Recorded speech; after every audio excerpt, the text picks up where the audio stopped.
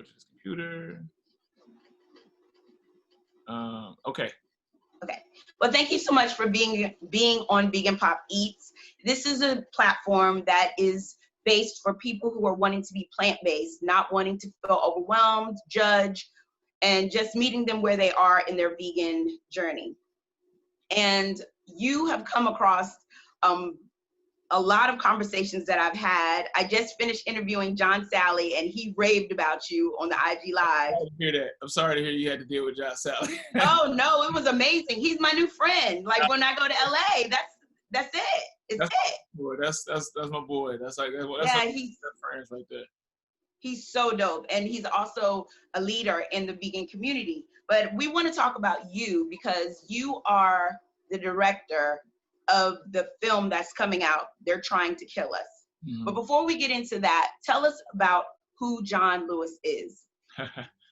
John Lewis is just a kid from Ferguson that just saw that he can make a difference, so he's just trying to do the best he can. I always say that one of my quotes that I came up with, which if you ever follow my timeline, I'm just full of quotes, but one of them was, I came into a messed up world, I just want to leave it better than how I found it.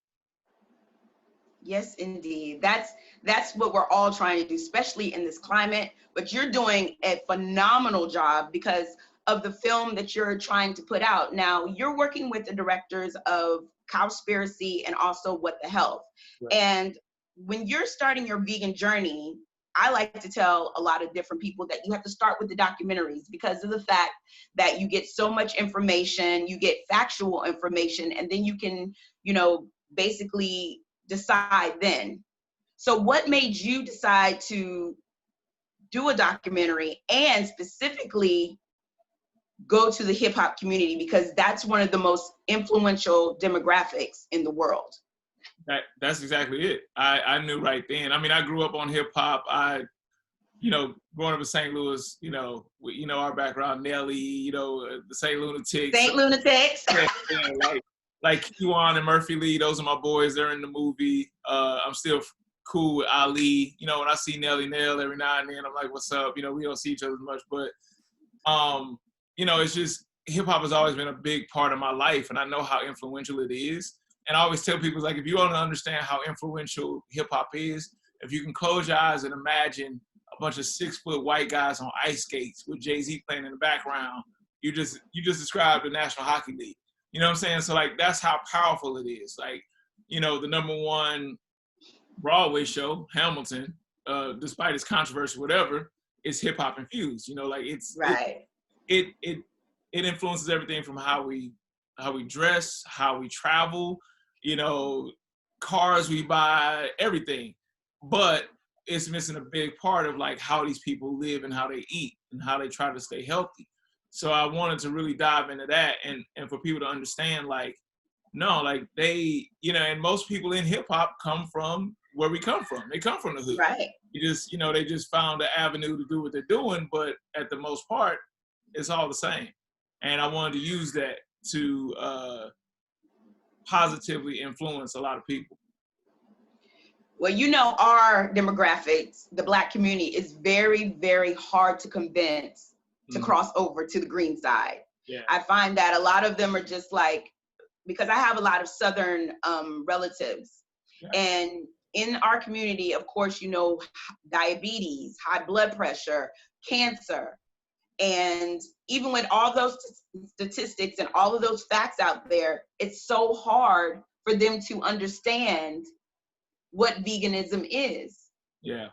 So how do you think that this film is going to be able to convey that? The biggest thing is I believe that you have to meet people where they are. Right. And I believe that because I wasn't always vegan. Hell, I was a butcher at one point in my life, so I can't even. Really? Yeah, I was a butcher in Ferguson. And I was obese. I was 315 pounds as a freshman in high school. I wasn't 6'6" at the time, so it was there. So I have to remember to bring myself back to where I was before I got on this journey. And how would I receive a message? You get sometimes so many people that are they want to do well, but they're hateful with the message. It's like, okay, your purpose is great, but your delivery is horrible. And so I wanted to deliver something to give to people where they can understand this is out of a spot of empathy, but it's also a spot of empowerment. I want people to feel empowered when they're done with this. I'm not trying to sell them a program. I ain't trying to get their whole life. I want them to see like, oh shoot, I can make choices myself that I can change my life. And that's what the film is all about. Is like showing you these systems that are in place to keep you from thriving. And now we're going to show you how to thrive. That's just pretty much point blank what it is. But we have to meet them where they're at. Like people aren't going out to read books like they used to. So you got to have something audio and visual. Like, so that's where the documentary came in at. You know, people want to sit at home, and people are at home right now. Like we didn't know that this was coming, but we started filming this 4 years ago. But we talked about pandemics and coming from animal agriculture, you know, the high percentage of those. We talked about police brutality, you know, things that are going on. So we talk about all the systemic things that are part of this. Because like I said, while it's about food justice, it's still about social justice as well. The thing is, and they just quoted me, did an article for Revolt magazine, and I didn't even think that quote would stood out. But I said, what good is it to win a revolution if you're gonna have a heart attack 2 months later? I saw that. Yeah, I saw that. When I saw them use it, I was like, oh man, but it's the truth. Like I wasn't trying to call anybody out, but still call. Like let's think about that. Like, what good is it if we're fighting for all this justice, we're fighting for all these things, and then it comes back to like they're coming after us. You know what I'm saying? I mean, we're hurting ourselves on the inside. Like the Trojan horse didn't work on the outside of the gates. It didn't work till they brought the Trojan horse in. Right. So we're bringing our own Trojan horse in, and we're wondering why we're having problems. So health has to be a part of the revolution. Absolutely. Absolutely, because you need to be a strong soldier in the war. You got to. Come on, you can come say hi. She got to come say hi, or she. Oh, okay, no worries. Look at that beautiful baby. Hi. She. Any interview I do, I can just be on a FaceTime call, and she's like, "Who is it? What's going on?" What's your name? Pat. Pat? Yeah, Todo. What's your name? Pax. Pax Destina. Paxton? Pax Destina Reyes Lewis. Oh, you have a gorgeous name. Do you like eating veggies? Yeah. Is she vegan as well? Mm-hmm. Yeah. Her and her So both of your babies are vegan? You're raising them vegan? Oh, yeah. Absolutely. My thing is, and I do get a lot of parents that are like, well, like, how do I get my kid to go vegan? I'm like, what you mean, how? Like, you just give them the vegetables. I'm like, what society is this that the kids get to choose their food? Like, I haven't figured this out. Like, when I was growing up, my mom wasn't vegan, but I will tell you this: she never asked me what I wanted to eat. Whatever's on that table, that's what I ate. Like, that is the funniest thing that I hear from parents. They'll be like, how do I? And I'm just like, my mother never. It was either eat this or you're going to bed hungry. Exactly. And that was it. And the thing is, too, it's like, all right, you might get a little resistance, but where's your responsibility at? Like, sometimes we're best friends so much as a parent that we miss the ball. It's like, no. I'm your friend, but I also got a responsibility. If I know something is harming, and this is for somebody that, you know, that is vegan and they struggle with, I guess, the like moral compass of kids food because they don't think they're gonna, you know, like them, or like, it's like, no, as a parent, your responsibility is to make sure you're doing the best for them. If I know something is harming them, if I'm not eating it because I know it's harming me, what does that look like giving it to my kid? You know, like that I always tell people, child abuse is not always a voluntary action. You know, you can accidentally abuse your kid. Right. Without knowing them. You know, without consciously trying to do it. It's like, if I know something's wrong for me and I'm not going to eat it because I know it's got, you know, bad health implications, but I'm going to give it to my kid. Like what is that? What does that But make? They follow your example, because my roommate's daughter has never had meat. Because when she was, you know, going through the stages, I think she started, she she and her father and the daughter's father decided, like, collectively was like, I want her to be vegetarian.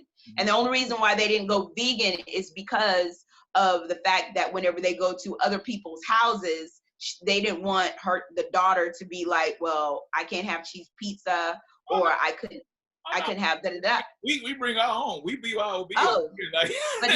but now it has transitioned over to where she, you know, now as a collective, a lot of her friends and the mommy groups are starting to be aware of what's going on. So she leaves instructions and things like, she almost lost it when one of the caregivers accidentally gave her a chicken nugget. Yeah.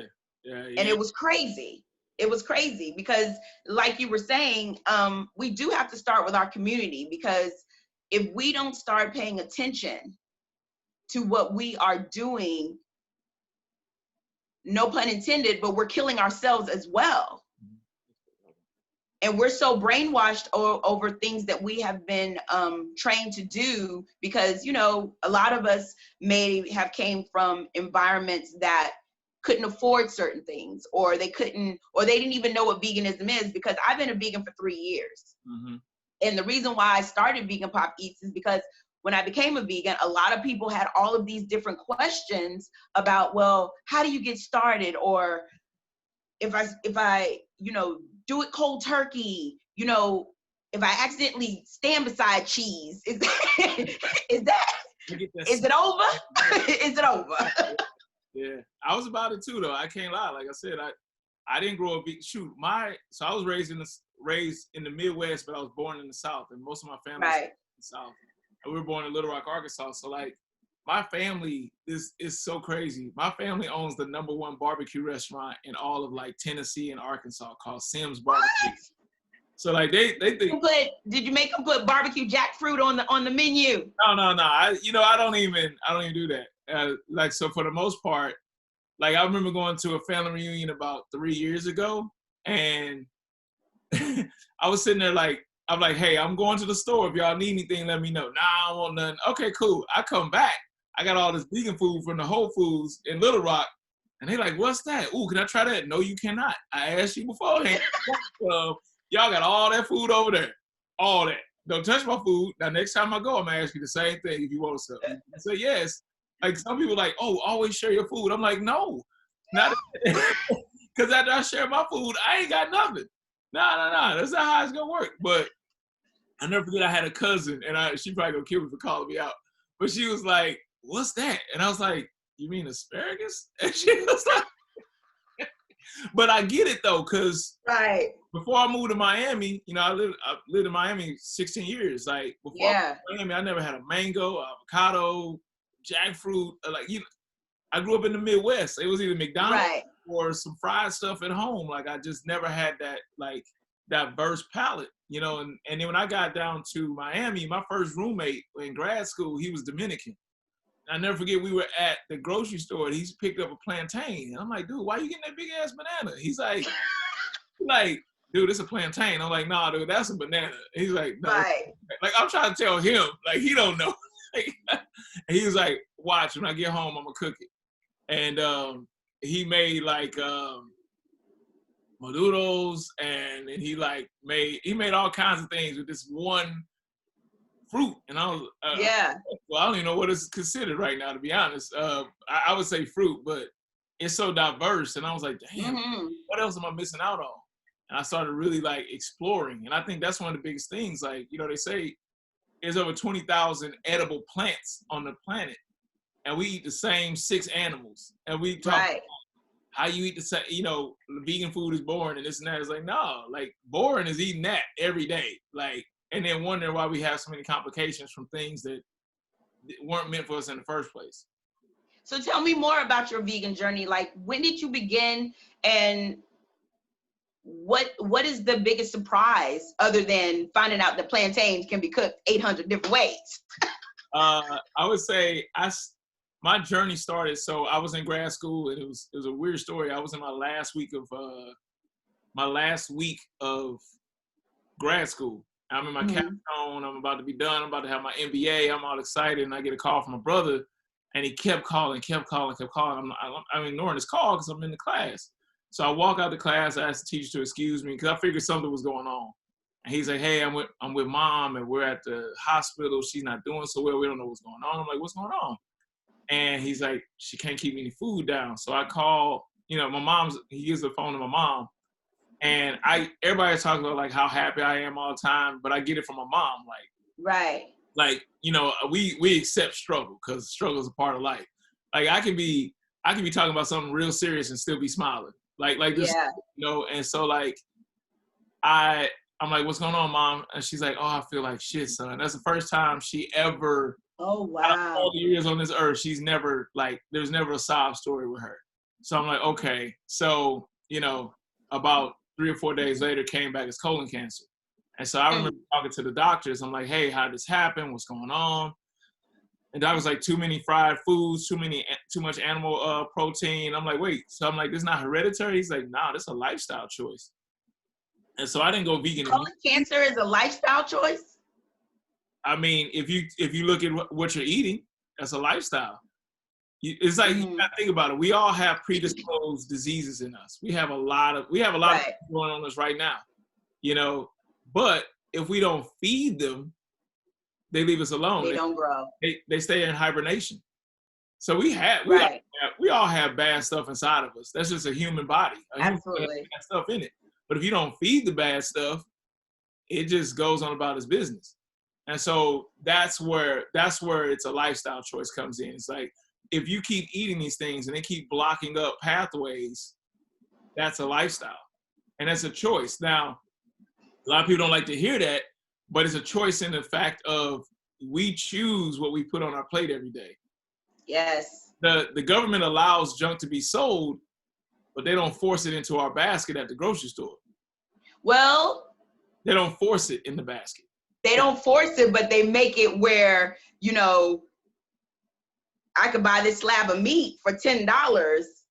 They make it more appealing, but again, they force it, and that's where the sense of empowerment that I'm talking about is. We have to feel empowered that it's okay to make that decision to get the healthy stuff and not worry about the shame. Like there's a shame in being vegan. Like there's a shame in being health conscious. Yeah, baby. Okay. Bye. Say bye-bye. Let's take veganism out. If somebody was to literally say, "Hey, I'm gonna stop drinking," there's a shame in that. People shame people to say, "I don't want to drink anymore." Like think about that, how crazy that sounds.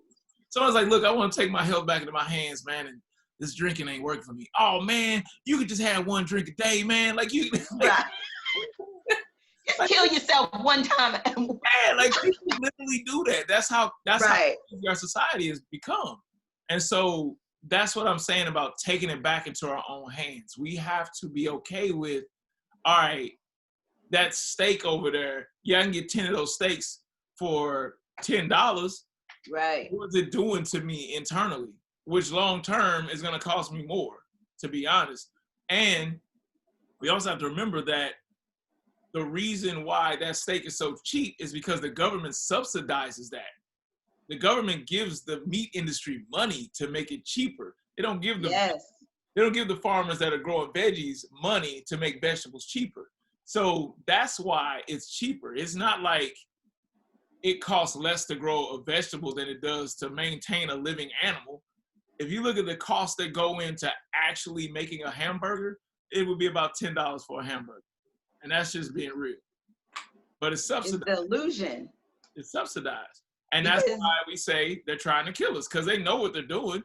They know the implications. Then you got to look at the actual people that own these companies. Like, you really think the person that owns, the CEO of McDonald's, guess what he's probably not eating? Hamburgers. McDonald's. You're not eating McDonald's. That's like, you know what I'm saying? Like, the CEO of cigarette companies, you think they smoke cigarettes? No, because they know. They know. But they like, yo, let the dummies do it. We just gonna money, and we're gonna put them in this cycle. And then when they stuck in this cycle, we'll pass it over to our homeboys in the pharmaceutical industry. And when the Right. industries, they get done, we were like, you know what, let's give them to our boys at the hospital. And then guess what? When they get done with the hospital, they got to come back to us at the pharmaceutical industry. You'd be shocked to see how many people who work in the food industry, the cigarette industry, the dairy industry, blah, blah, blah, have stock in the pharmaceutical industry. Oh, absolutely. Absolutely. You know? But then when you tell people things like that, they'll be like, well, Whole Foods is so expensive, or this is so expensive. And I'm just like, as a vegan, if I'm eating plant, it's expensive if you want to have the chicken nuggets or if you want to have the hot dogs.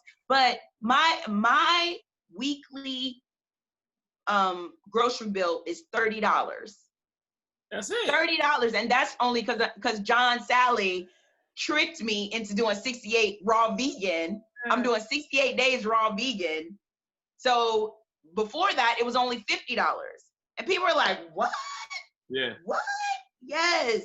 Yeah. It's all on what you choose to eat. And also, to go along with what you're saying, I think one of our biggest problems is that we have become so spoiled as a people that the industrialization of the food market kind of did us damage. For instance, we'll be like, well, I can't eat the same thing every day. It's like, no, okay, if you grew up next to a mango tree back in the day, what did you eat every day? You ate mangoes. And your ass lived to 70 or 80. Like, that's not, you know what I'm saying? Like, but that's not true. They because you eat McDonald's every day, or you eat this every day. And McDonald's is no different than Burger King, no different than Wendy's, except for you get the grill marks. Exactly. And you can choose your bread.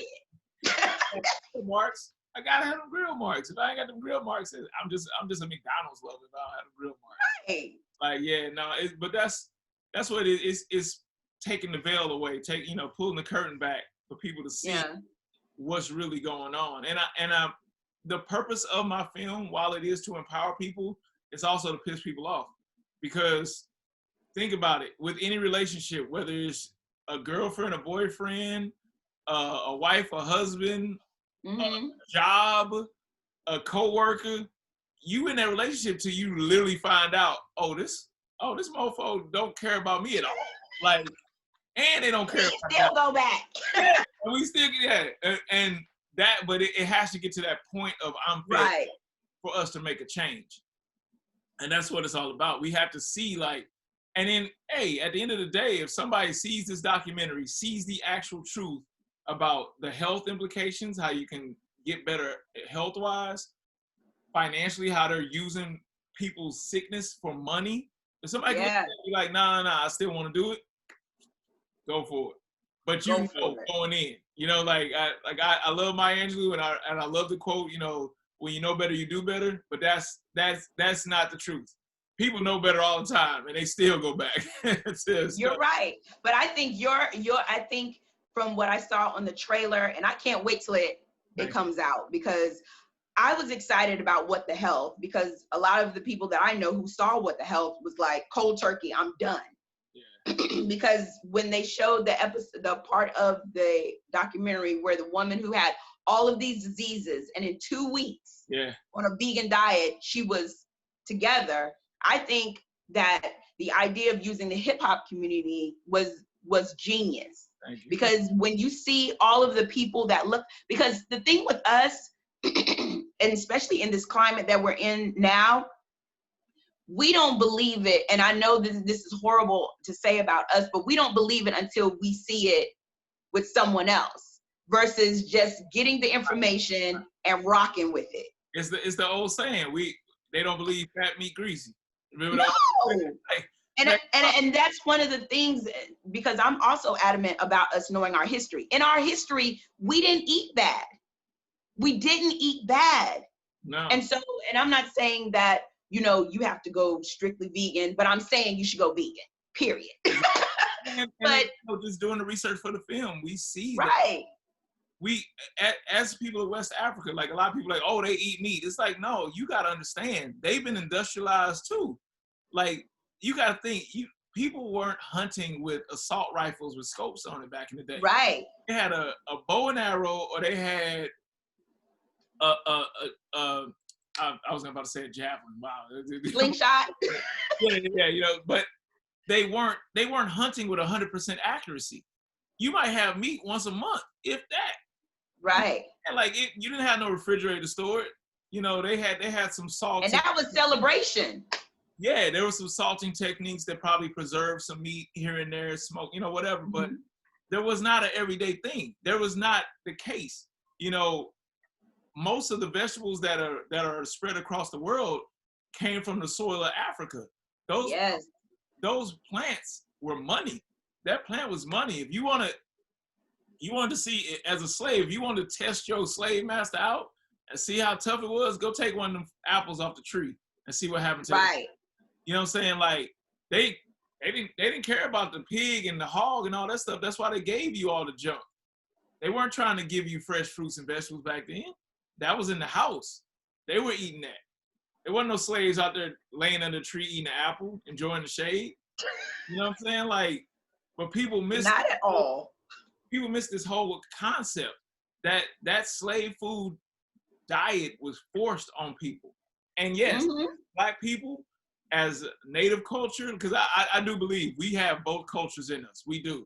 Because there's no way that you can put millions of people in the same concentration camp and they not gonna mingle and they not gonna integrate and they not gonna have babies. It's just gonna happen. I don't care what it is.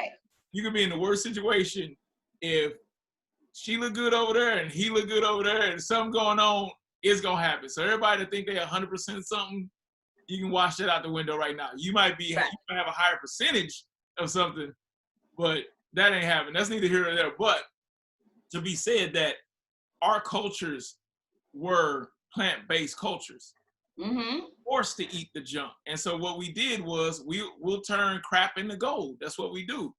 The thing is, if you plate crap with gold, at the core is still crap. And I'm trying to use crap loosely because you know me, I'm trying to be nice. You might have some kids watching this, but. Oh no, this is strict, because John and all the other guests that I've had, just let it go. Just let it go. Basically, at the end of the day, if you got shit at the core, the gold plated, it's still shit.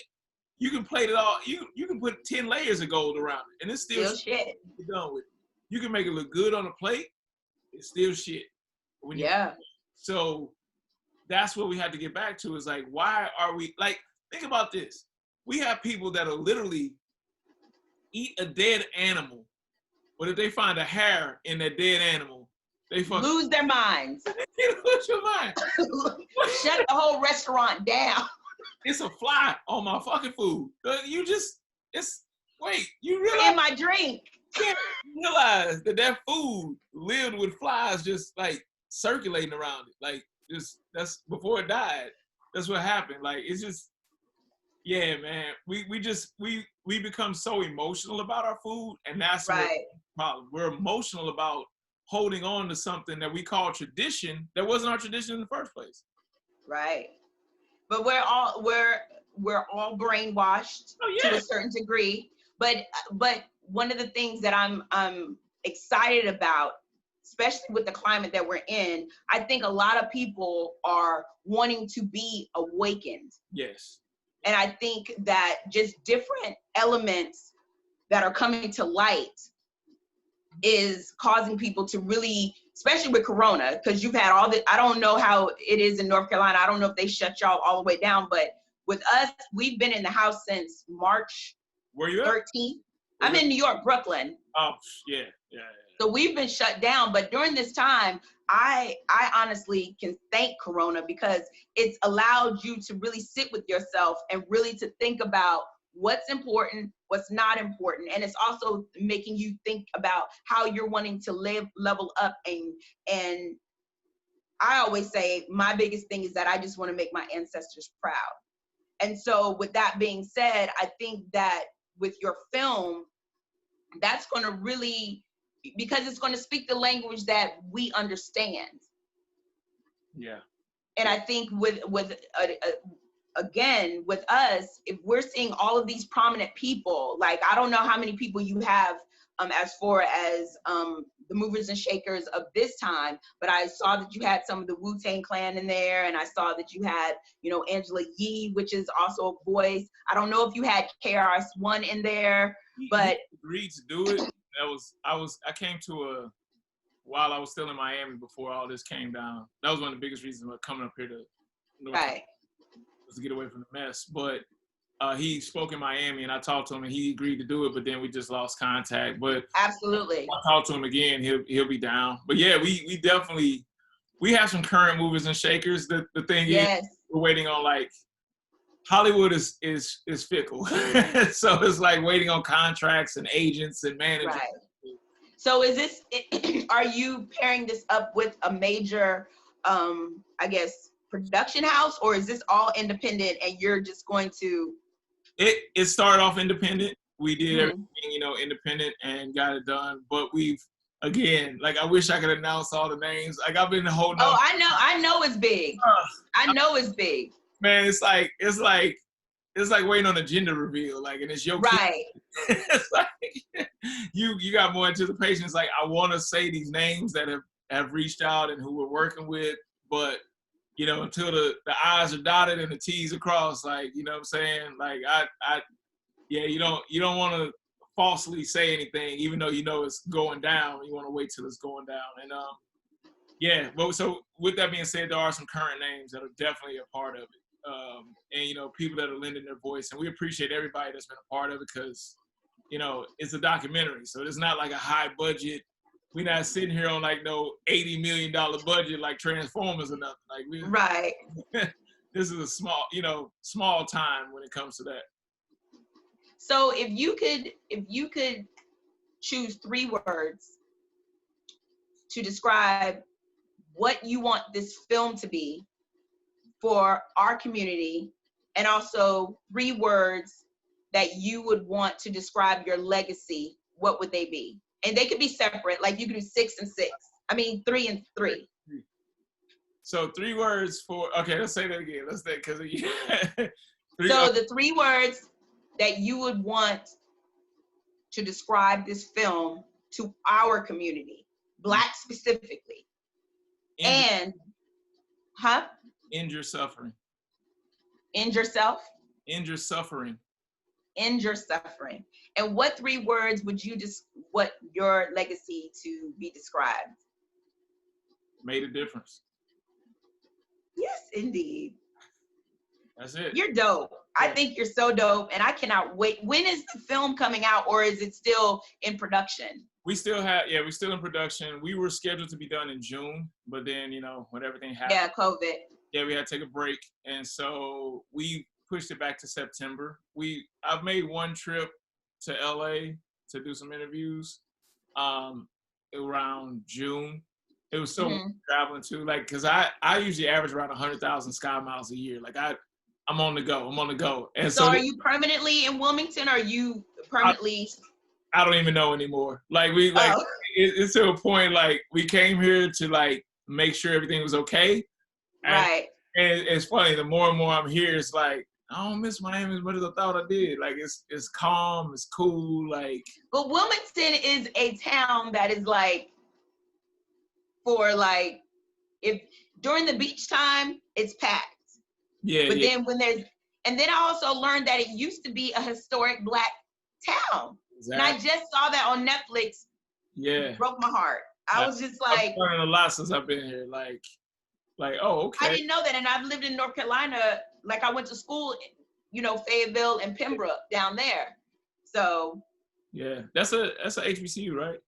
No, it's a historic Native American school. Oh shoot, okay. Yeah, it's Lumberton. If you ever, that's where you need to go out there. Like, it's a full-blown town full of, they're called Lumbies. Okay.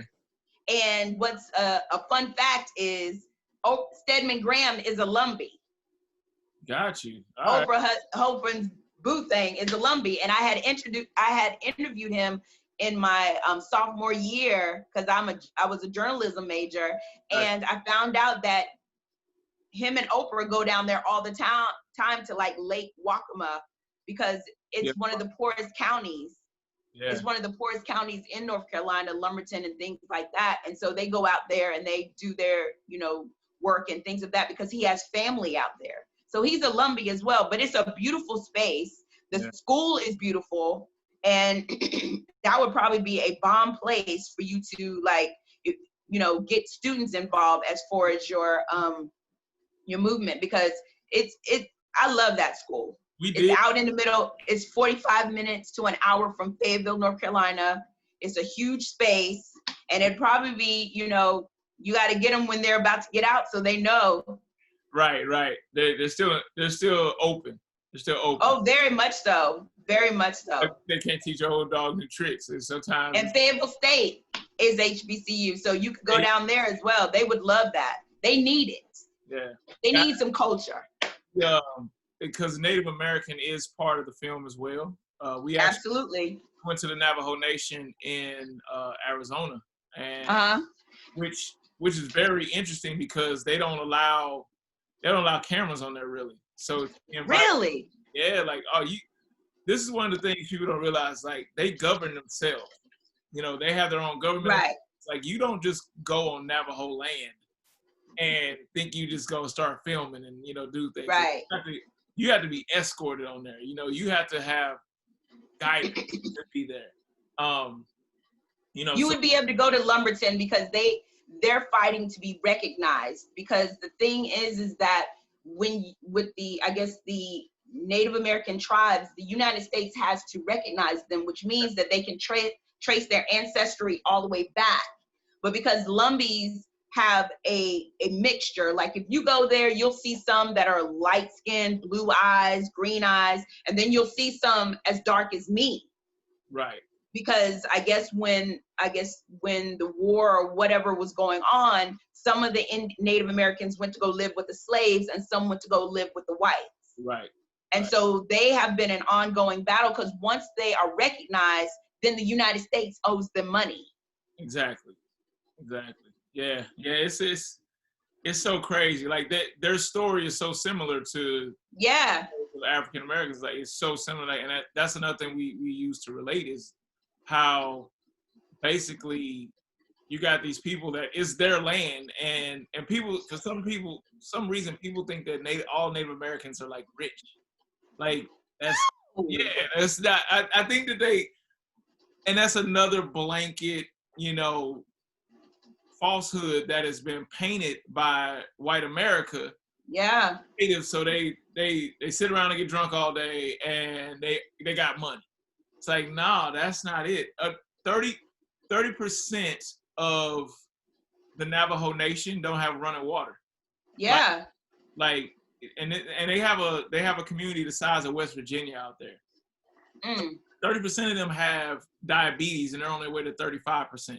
Like these are people that are literally a plant-based nation. Like you talk about people that didn't kill animals just to kill animals. They weren't out there hunting and depleting the resources. That came, they were taught that. Right. That they respected the land. That's not how they lived. So yeah, that's a part of the story too, is showing how these systems that were put in place it wasn't just focused on Africans, but they were the primary, but it was a lot of collateral damage. And a lot of people say, well white people, they eat the same thing. I'm like, yeah, these white people are collateral damage. If they're not the 1%, they don't care about you. Right. Collateral damage. If you believe that there's this separation of white and black, for the white people that believe that, go try to say what's up to Trump and like just shake his hand randomly. You're gonna get sniped before you even walk through him. Ain't gonna happen. If you really believe that you fall in that cat, like they don't care. They don't care. And I ain't trying to get nobody killed. But no. But I think that we have to, as a society and also as people, have to come to the realization, I can't speak today, realization that a lot of the things that are going on, once we get the truth and really digest it, we'd move different. We would move different. And I think that the reason why people are afraid of, the truth or not wanting to watch it, because I'm a firm believer that once you know the truth, you're responsible for your behavior after that.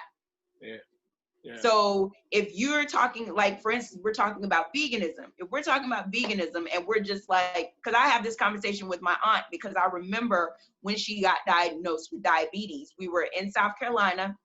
She was in the middle of her sleep. All of a sudden, she was just screaming. The whole house just filled up. She couldn't feel her legs.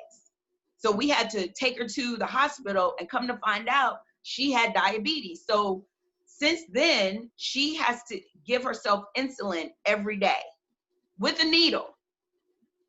And it's been so long that she now, at first it was her husband giving it to her, but now she's been doing it so long, she just and pops it in her leg. And the way for her to get off of it, the doctor already told her, get off the meats, It ain't get off the sweet tea, get off all of that. It ain't even rocket science. And then you know, we live in a society literally like, you got people scared to eat fruit.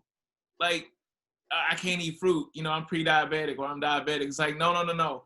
Like, fruit is not it's the things in association with fruit that'll hurt you. Right. Fruit itself has the fiber, has the nutrients, has everything with it. Now, if you're talking processed sugar, cane sugar, yes, you got a problem. You can't be doing that. But I see a lot of times the same people that's scared to eat this fruit will go fuck up a cake in like 5 seconds. A whole cake. Yeah, I can't eat. Oh boy, I can't eat fruit. Oh, that's an apple. Nah, I can't do that. Let me get this chitlin sandwich over here. Did you just have a whole Hostess cupcake yesterday? Like, it's crazy. Or they drink alcohol. It's like, dude, like, you know what that's spiking your shit even more than the fruit. Yeah. You know, like, it's tough. It's tough to watch, but yeah, you got to be. If we truly out to help people, you got to be patient. Because I'm sure before I went vegan 14 years ago, I'm sure some people were trying to talk to me, and I was like, yeah, whatever, bro. Yeah, okay. Yeah, okay. But it always takes a health situation that really snaps me in. Because for me, it was my mom got breast cancer. Right. And when she got breast cancer, I was just like done with food. I was just like, oh, it has to be the food. So that's when I just started ingesting things that were, I was vegetarian first. No, let me stop that. I stopped with the meats, and then I was pescatarian for the longest. But then when I came off of being pescatarian, then I was still eating eggs and dairy. And then I completely came off of eggs and dairy 3 years ago. Oh, gotcha. And I'm grateful for it. Like, I've never had any health problems, but I know the difference. And since I've been vegan, I've converted people, because I just be like, look.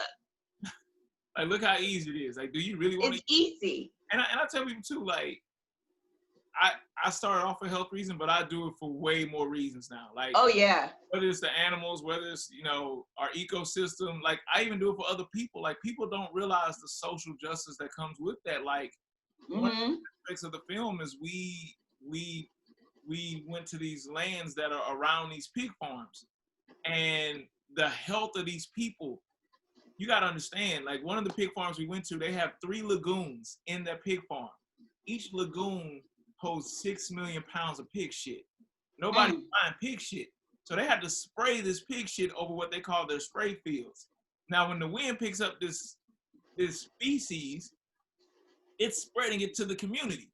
So yeah. They did tests on these people's walls and their ovens and their stoves, and they all got feces literally living on their walls. So imagine what they're breathing daily. And guess who are the people that live around these farms? Predominantly people of color. Yeah. You talking about social justice, every time you gotta have your bacon, what you doing? You know what I'm saying? Like, so it's bigger. It's a big thing. So yeah, I can talk about it for 8 hours. You know. Oh, I'm the same. I'm just like, okay, if that's what you want to do, but P.S. Yeah. This is what's really going on. Exactly.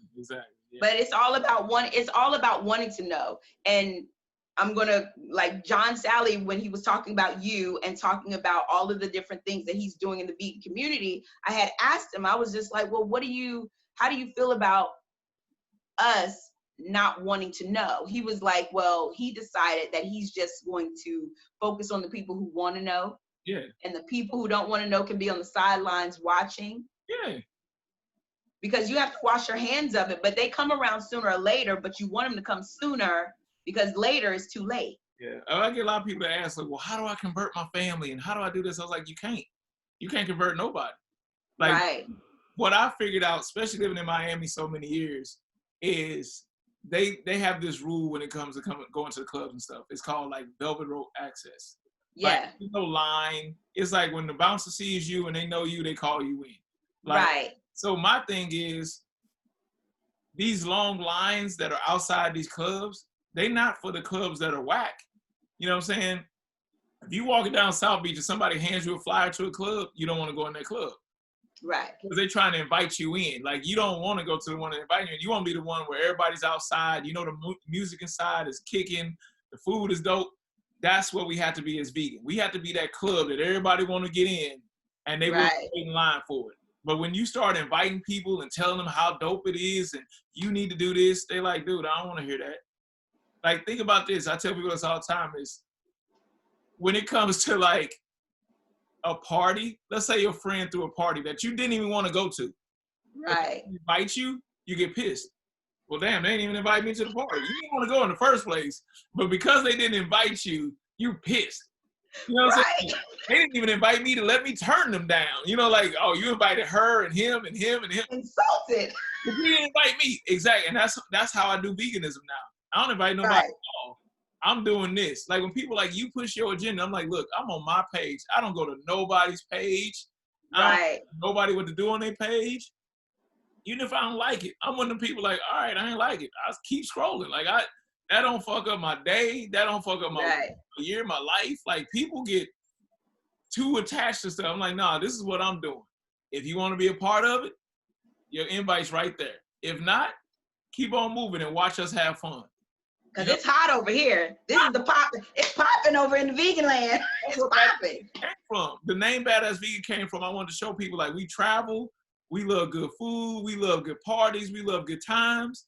I just ain't trying to kill nothing to do it. Like, I just... Absolutely. That's it. And I want to live healthy as hell. I see all the shit that's going on with this other food and these other choices. Like, now I'm good. And I believe that addiction is a big problem when it comes to it. Because, you know, like I say, the government fucked up on a lot of shit, but the one thing they got right is when they call it the FDA, because food is a drug. It's the most addictive drug you put in your body. And people say all the time, man, I want to be vegan, but damn, man, cheese. I'm like, you addicted. It's cool. Like, but we got good cheese. We got good cheese up here. In their head, it'll be that cheese. In it, and I hate to relate. Well, I don't hate to relate to this, but this is how I get people. I say this all the time. Going into veganism is like just breaking up with the person that you ever had the best sex of your life with, and now you scared that the next person ain't gonna live up to that sex.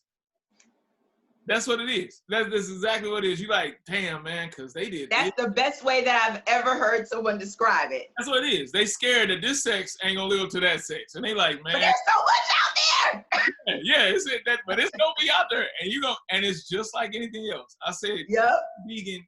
Going vegan is like losing your virginity. I can tell you how it was for me, but it's gonna be different for you. It might be good for you, it might be bad for you, but I guarantee the more and more you fucking do it, it's gonna get better. It's gonna get a whole lot better. And you just gotta have fun with it. You gotta explore and experiment and see what works out for you. Right. Find out what you like, find out what you don't like, and then now you can rock with it. But if you go in automatically like looking at your past relationship as a comparison to how your new relationship is gonna be, it's always gonna be horrible. Always. Yes, indeed, John. Thank you so much for being on Vegan Pop Eats. I really appreciate it. I cannot wait to see your film. I'm just, you know, stalking your page and waiting for the alert. That's it. I'm just waiting for the alert. Are you going to put out like press releases and things like that, or? Yeah, or is it going to be a slow crawl? A lot of it depends on these next. Right.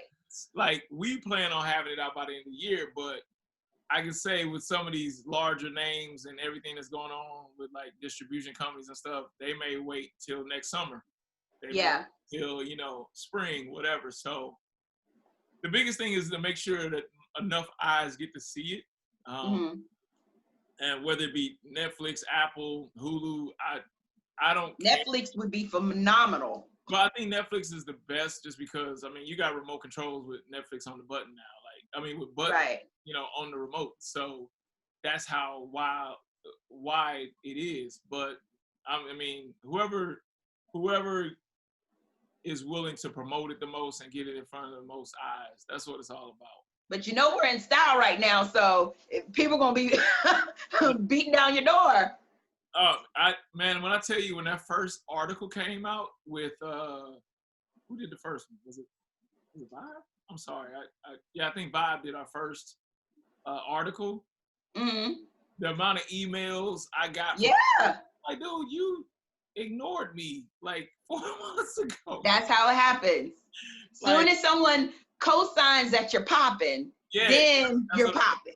And I know what it was. I think a lot of people thought I was bullshitting when I said, I'm making this film. I got this vision. Me and Keegan, we gonna do this. And shout out to Keegan, man. Like that's like my brother, man. We together. Either we online or we in a car, like driving somewhere. But we, you know, without him, you know, and his vision to help my vision, right, it wouldn't be the same. You know what I'm saying? Like, so shout out to him. But you know, I know people probably were like, dude, this is first film. It's going to be whack. It's this and that. I'm like, nah, man, I've been doing film for the longest just for my own and doing stuff. Like I did a ad for Champion. They did a story on my life coming from Ferguson. Like I had creative control with that, which that felt good, you know, like, and when people see that, they just think there's a Champion commercial. I'm like, no. That was me. Like I told them, ooh, let's do this, let's do that, let's put this here. So, right. You know, it's just, I can see where people were skeptical. It's all good.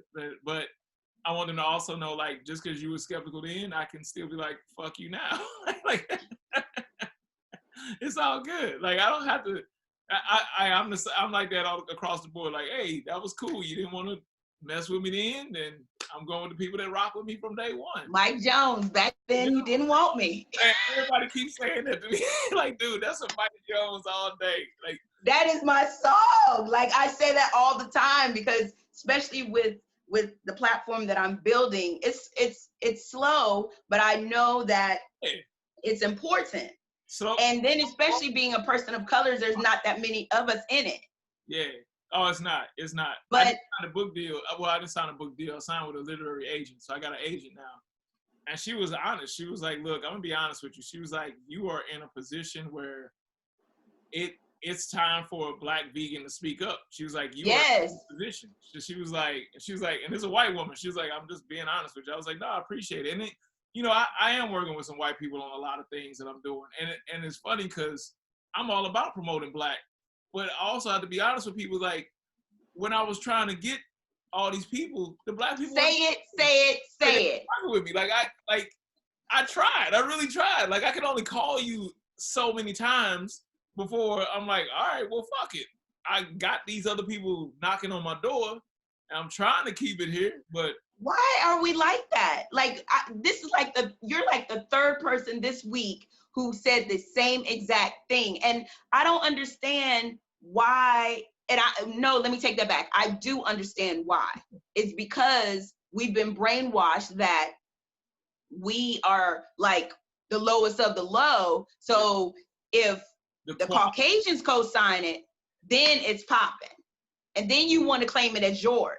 Right. Because when your film gets out, everybody and mama's going to be just like, oh, well, he called me to be a part of it. I am, you know, like, I know. Yes, I know everyone. And then they're going to be like, yeah, a Black film designer did that because we are now vegan. You know, it's going to be a lot of that. Yeah. But my thing is, too, is like, all right, because I say this all the time, I'm not against white people. I'm against racism. No. I don't give a fuck about racists. Like, that's point blank, period. That's all it is. That's actually the phone call I told you I was on. I was on a phone call with a good friend of mine who is very successful, and he wants to write a book together about, like, racism. He used to be a cop, and he used to be All Lives Matter, and he changed his whole values because of the conversations we had. And he's like, no, I want to write about this and show people that they can change. He was born in Little Rock just like I was. We didn't know each other till later on in life living in Miami, but he's like, dude, I didn't meet my first Black person till the 6th grade, he said. Isn't that crazy? You know what I'm saying? Like, and people don't think that this is like, it's not things in place. He's like, yeah, my grandparents didn't think they were racist because they didn't want to hurt a black person, but they were like, no, but keep them over there. You know? But don't associate with I'm shocked when people don't have black friends. I'm shocked. Exactly. So. But you know Jay-Z's lyrics, but you don't. Okay. But and that's my thing is like, so I'm gonna use this allyship to absolutely. Help you know, like that. As you should. Hey, when I go to the bank, they don't ask me, hey, did you get this money from white people or black people? They like, no, like, okay, when I donate money or when I try to help out, they don't go, hey, wait a minute, did this come from white people or black people? Like, right. No, I'm gonna use that white influence. I'm gonna take that shit and I'm gonna help out everybody else. That's absolutely. It. And anybody that want to criticize that, fuck them. Like I just.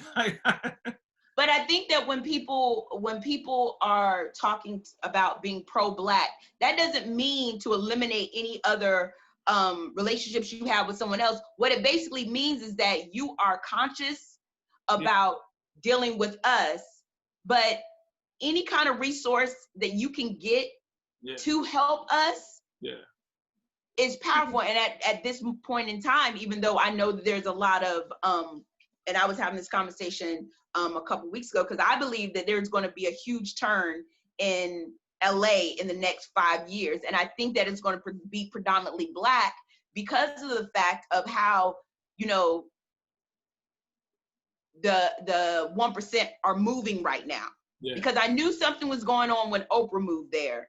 But then when LeBron moved there, I knew it, because I was just like, why would LeBron be on the Lakers when he was Miami and Ohio till he died? But now he just got $100 million contract, and then Steph Curry just got with Sony. Yeah. And he just got his own shoe line. Like he got his own shoe company now. Yeah. But I'm gonna put it this way. Moving with intent. Yeah, when I announce one of the names that's an executive producer, they're gonna gag. A lot of people. Like they're gonna be like, how did he get this person? But it ain't how he get is I'm John, and that's just what happened. Yeah, and it's so funny because like, yes, my name is John Lewis, and the reason why I always wanted to change my name, like because the guy that was Lewis in my family wasn't a good person. So I was like, I don't know Lewis' name. And I had an older friend, mentor, he was like, nah, man, you need to look up John Lewis and see like all powerful. So I never changed my name because of him. And it's so funny now because I usually sign my name on like my Midnight Motivations. And somebody and I get it all the time. So somebody reposted it. They were like, thank you, Badass Vegan, for sharing the words of Representative John Lewis. I'm like, no, my name is John Lewis, man. I'm like, my name is John Lewis. That's me. Like, I'm like, I love the man. I'm not trying to take that.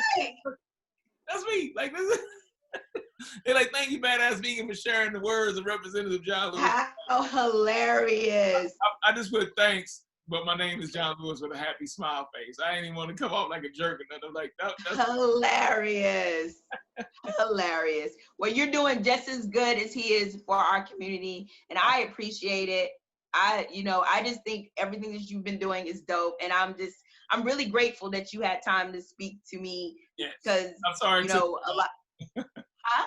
I said I'm sorry it took so long too. Oh no, I know that you were busy. But I just didn't want to get lost in the shuffle because I knew the powerful things that you were doing, and I knew that once this film gets out, it's going to be a change.